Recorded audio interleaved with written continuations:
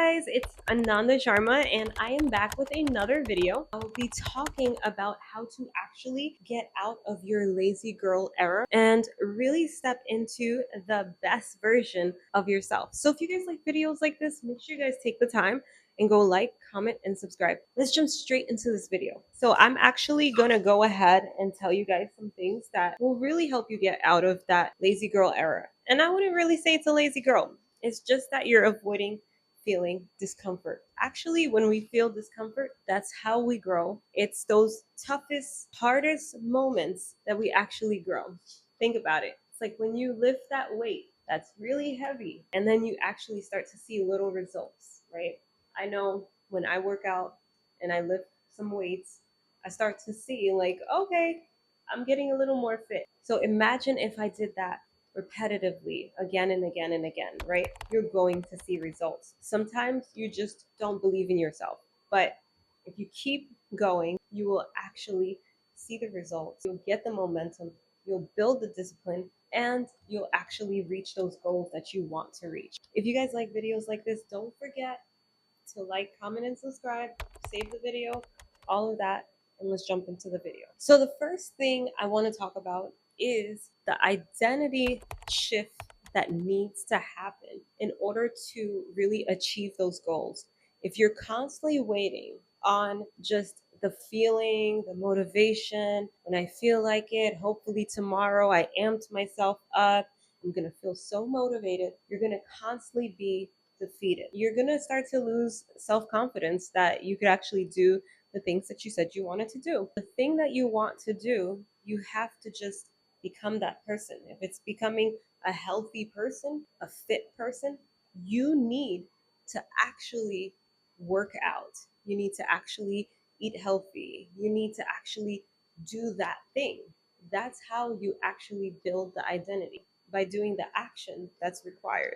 The second thing that's going to help you so much on this journey is going to be romanticizing the little habits that helps you stop being lazy. If it's getting up and making your bed, make your bed. If it's having a glass of water, if you can stack it all together by not doom scrolling, having the glass of water, making your bed, and making sure that you move your body, you already made a small win. So I know for myself, when I was working on some small changes that I wanted, I stacked what I wanted with those small habits, making my bed, then having my facial, then having a glass of water, then moving my body, then jumping in the shower, and it became like this ritual, this thing that it was like I didn't even have to think about it anymore. I woke up and I had my facial on, I was working out, I was moving, and I felt amazing because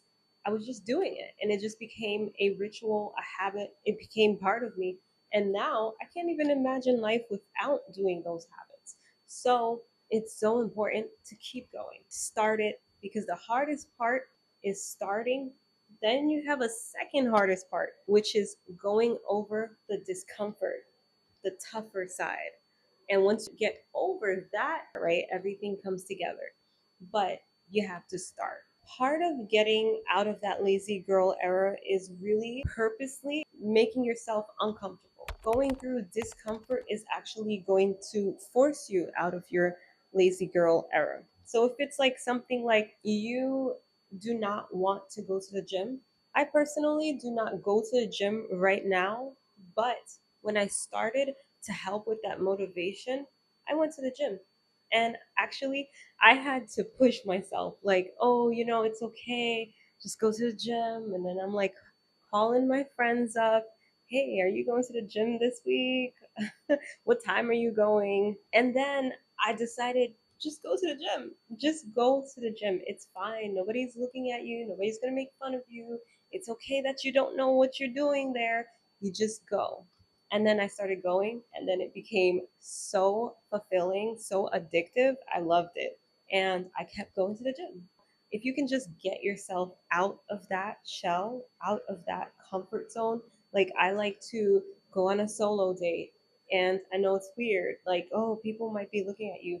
No, it's going to become so amazing. Like after a while, you'll be like, oh, I want to go on another date. I want to treat myself, because now you've also set your standards to different levels. So if you can do something for yourself and feel so much joy and happiness, the other person that comes into your life, someone that you're dating, you will expect them to do even more. Really work on getting out of your lazy girl era and just really taking on a stronger identity, on an identity that says, if I'm gonna do something, I do it. If I'm gonna show up, I show up.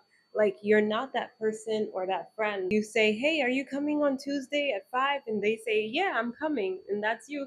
And you never show up. You don't want to be that girl. That's not the girl that, you know, is doing life how she wants to, and she's letting life control her. You don't want life to control you. Okay, let's go on to the next one. Okay, so this is big because I have my phone on my hand too, but doom scrolling. So electronics, technology, all of that. Doom scrolling can be so detrimental to your growth. If you have your phone next to you in the morning and in the night, you already kind of are setting yourself up to doom scroll, especially if that is a behavior that you have. In order to really retrain your brain to stop doom scrolling, you have to do the thing, which is stop putting your phone next to you and stop doom scrolling. Put it in the next room.